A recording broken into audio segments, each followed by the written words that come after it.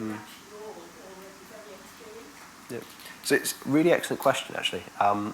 The short answer is it's a hangover from an older time.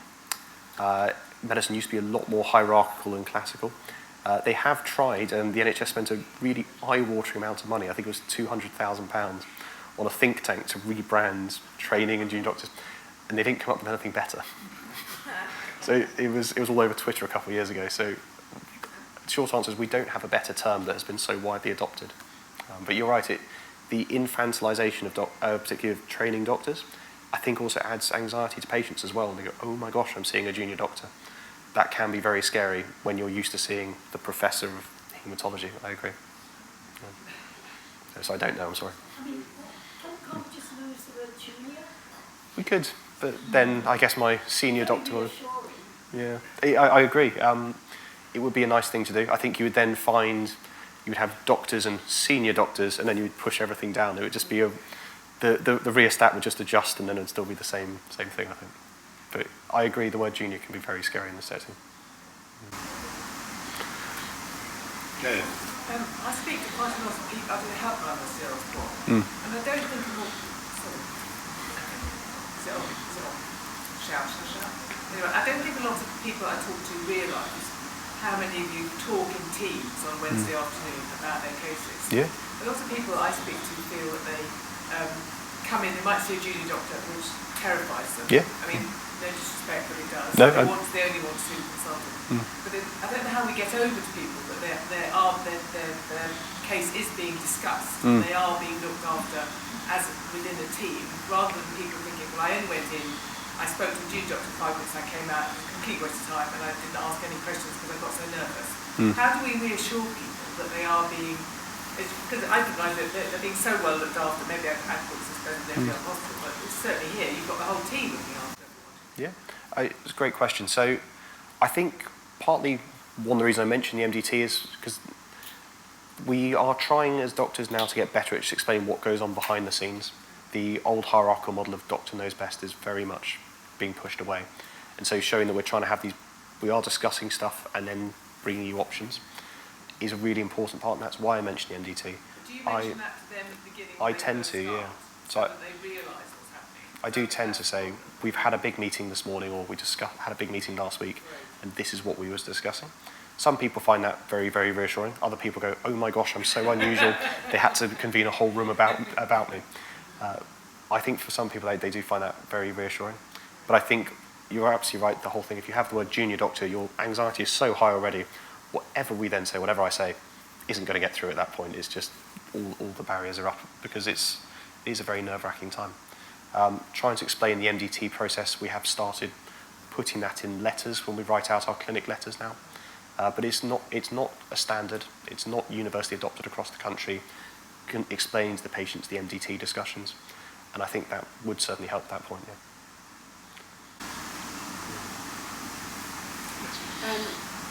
I went to a book festival recently, and my old GP was there, and she got a standing ovation because she was so brilliant.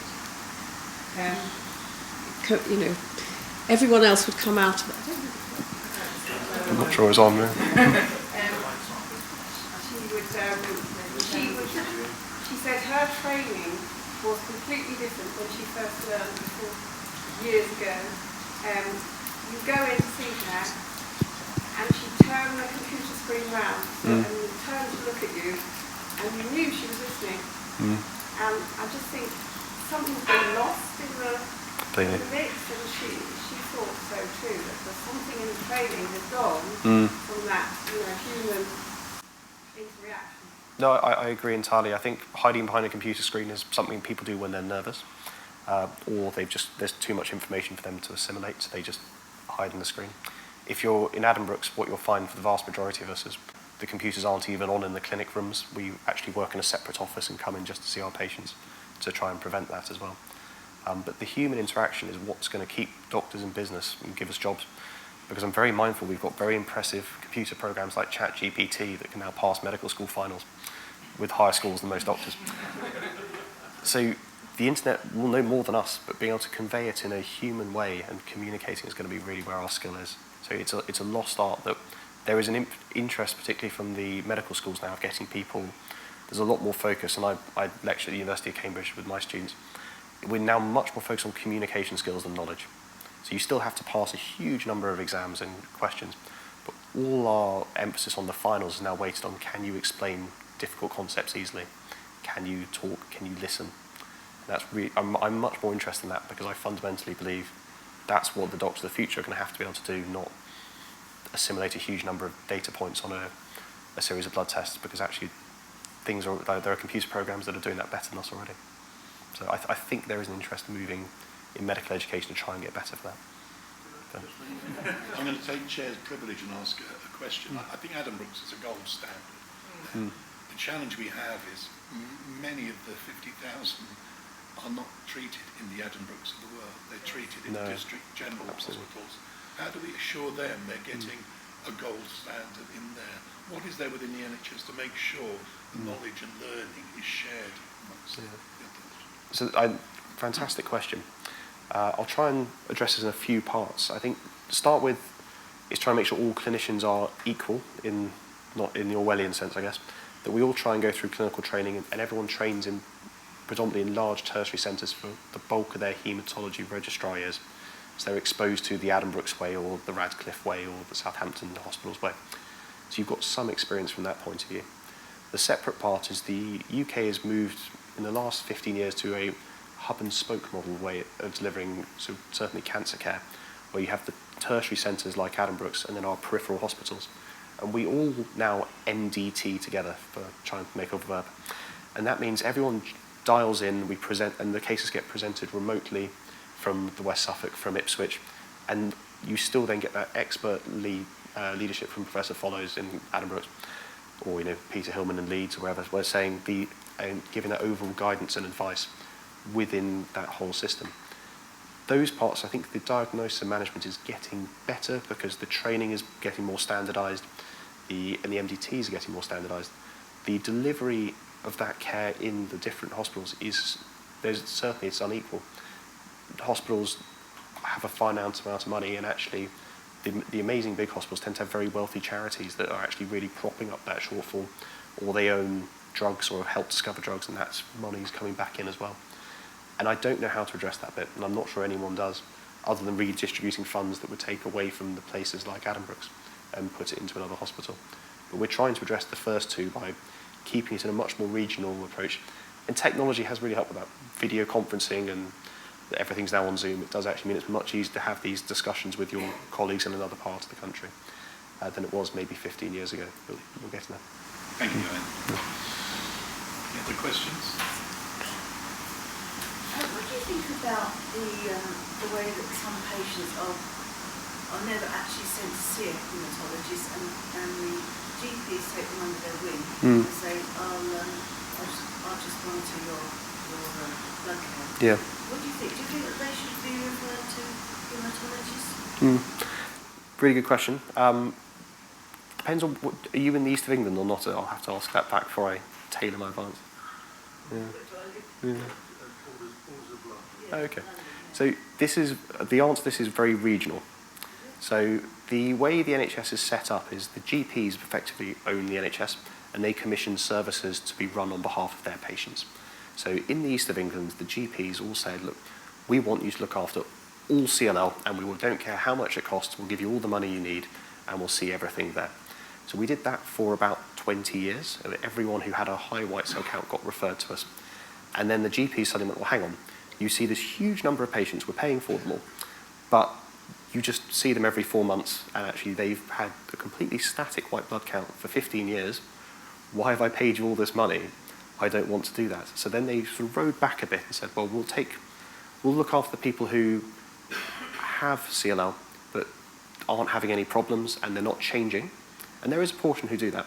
So we'll hang on to those and save a bit of money for our patients because we don't have to spend that money on the hospital.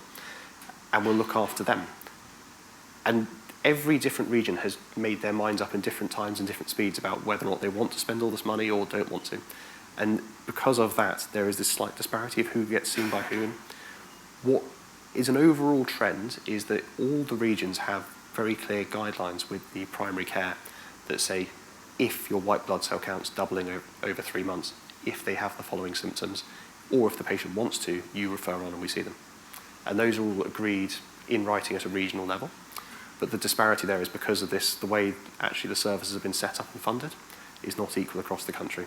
Even though it's a national health service, the federalisation of it makes it very complicated. I've got another question for you. You know when you have to break bad news to a patient, do you have any former psychologist, I can't pronounce it, but do you go to some sort of, do you have psychology lessons as to how you break this news to people? Yeah, so we do. So I trained at King's in London, and obviously I lecture at the med schools here as well. But there are very well thought out models of breaking bad news. But in the UK education system, we focus very heavily on trying to make sure that they've had a chance to understand them and practice them. And actually, there's nearly always a final year, well, there will be, presumably no one's got kids in Cambridge this year, but there's a final year practical station breaking bad news to an actor patient to make sure you can communicate that. And there are certain ways that are sort of considered preferred. But again, this is trying to do a one-size-fits-all approach, and there are some people who actually breaking bad news that way is inappropriate or doesn't get received very well. And that only comes with time and experience. But the current models of breaking bad news of do it in a quiet place, have the nurse specialist with you, plenty of time, keep it quiet, provide a warning shot, don't give all the information in a big rush. Those have been studied, they've been shown in trials, and then surveyed extensive patients as what the preferred ways are, and that's what's taught in med school in the UK, or at least the med schools I've taught at and worked in. But it does change. In communication skills, I agree, are really important.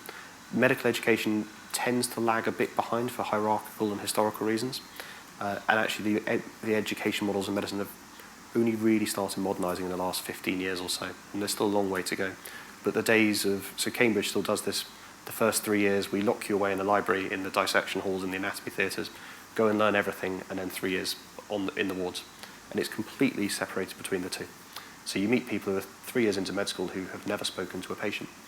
And that's a very old-fashioned way of doing medical education. Whereas we go to other medical schools where you're seeing patients in your very first week, not treating them, but at least sitting in the GP room and things like that. And there's a real interest in trying to improve those education.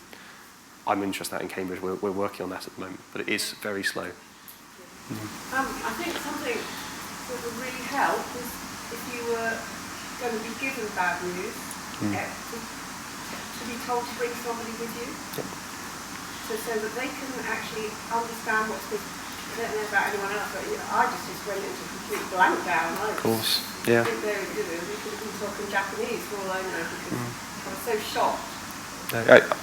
It's a fantastic idea. If somebody comes with, they can take in the information. No, I agree. The trade-off, and I've heard this several times, because I've said, bring someone with you, and then they immediately go, it's bad news, isn't it? You immediately know what's coming. Yeah. So it is a trade-off, but I agree. It's there's a good study to show that that patients only remember less than half what doctors tell them. So at least if you've got 2 people there, you might remember a bit more. Sorry, we've got yeah. Along those lines, actually, doesn't it pay to have somebody with you as often as you can, regardless of whether it's bad news call or not? Yep. Because 2 people listening to the conversation actually have a slightly different interpretation of what's being said. And, I would like to see doctors encourage more. I agree. It's fantastic. In COVID, though, people haven't been able to take somebody in, have they? And some hospitals are still keeping to that, where they still weren't expecting. Okay, I'll buy that, but I do not. I do agree with you, but I just think it's been harder with COVID.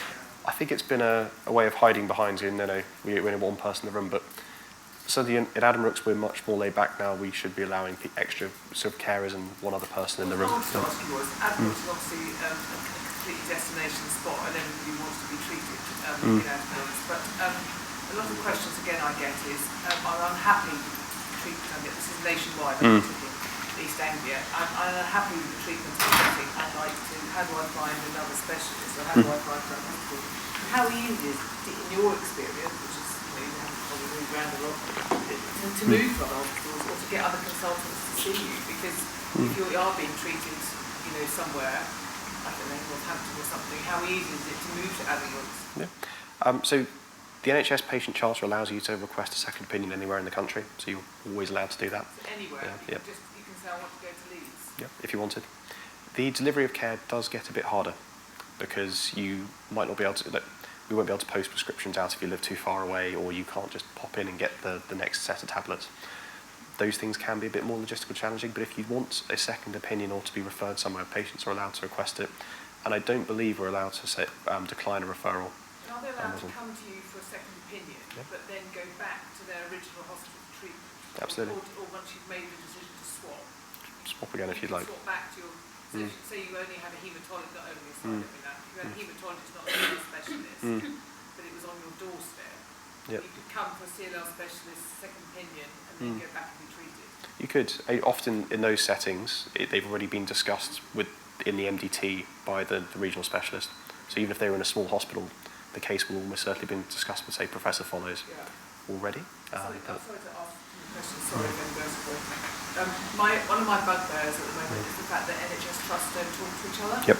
And you can be at one hospital and at 3 o'clock in the morning, in an emergency or something like that, and you've got sepsis or something, and they say, I've got to go and phone the consultant. And I think, surely you can look on the system, and they say, no, because the systems don't talk to each other. Correct. And that, I think, is absolutely, it's not a question. No, they're making a statement. it's absolute madness. The previous Labour government tried to get a universal healthcare system, and if anyone knew, it cost £1.1 billion, and they didn't implement it for a universal IT system in the country.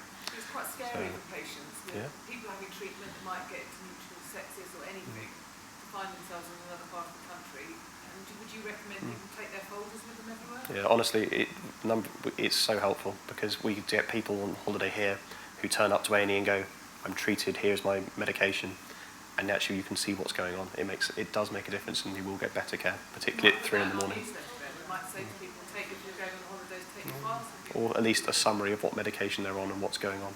Okay. Because those things at 3 in the morning, by 9 o'clock in the morning, you can pick up the phone. It does.